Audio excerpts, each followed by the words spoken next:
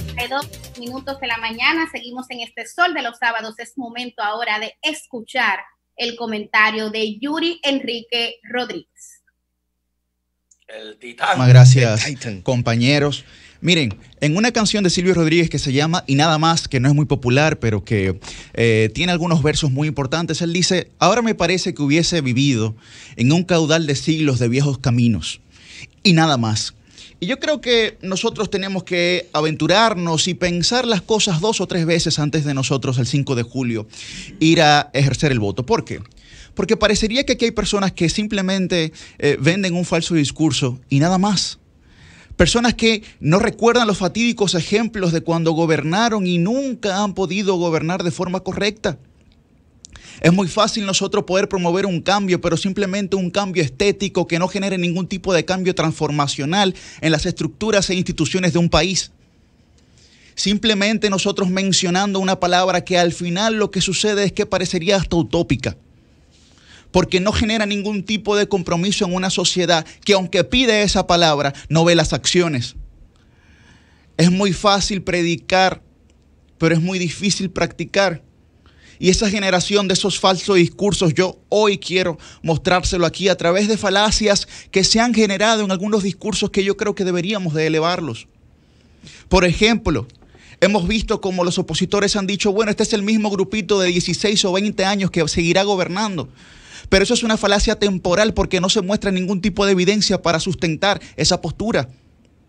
Leonel Fernández se fue del PLD con sus ministros, con su viceministro y con sus directores generales. De acuerdo a la Constitución actual, el presidente Danilo Medina no puede optar por otro mandato. Quiere decir que la renovación realmente ha ocurrido. Lo que pasa es que no ha ocurrido como muchos querían que ocurriera, que esa es otra realidad. Pero también como es una falacia de negación del antecedente cuando dicen que porque una persona cometió un error, el nuevo también lo va a cometer simplemente porque son parte de una misma organización. Nada más lejos de la verdad. Pero también basan sus discursos en falacias ad hominem, simplemente porque los ataques personales pretenden ser contrarios a los argumentos racionales. Y se basan nada más en los ataques personales hacia un candidato, pero no hacia sus ideas o propuestas. Pero también basan su falso discurso en falacias de falsa equivalencia o de ambigüedad.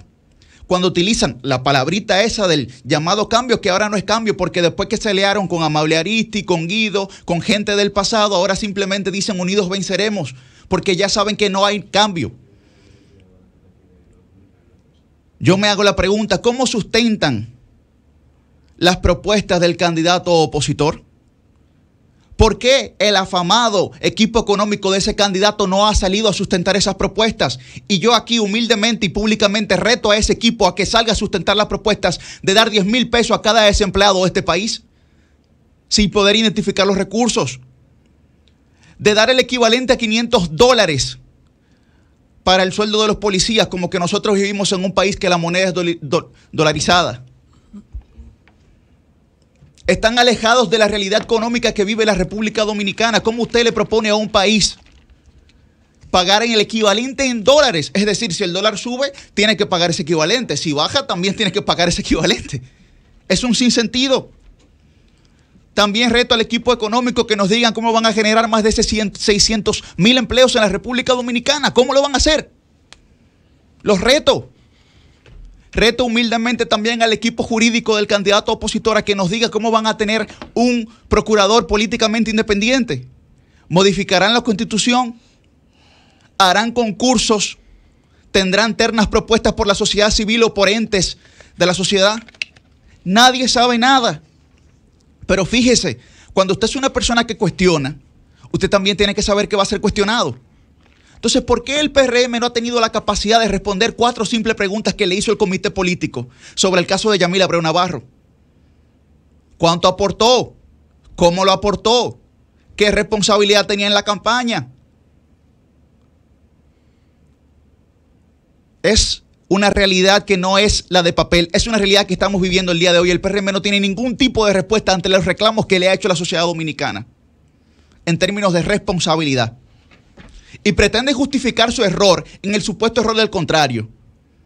pero usted muy bien sabe que en derecho eso no ocurre. Usted tiene que dar la cara y decir cuáles son sus responsabilidades. Claro. Usted acusar sin pruebas y sin fundamentos es muy fácil, pero ustedes dicen, no, que el PLD tiene más. Bueno, pero digan los nombres. ¿Dónde están los nombres? Los únicos que han salido a dar la cara y a decir los nombres ha sido el PLD.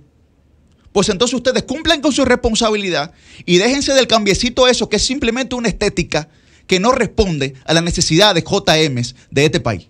El sol de los sábados, el sol de los sábados.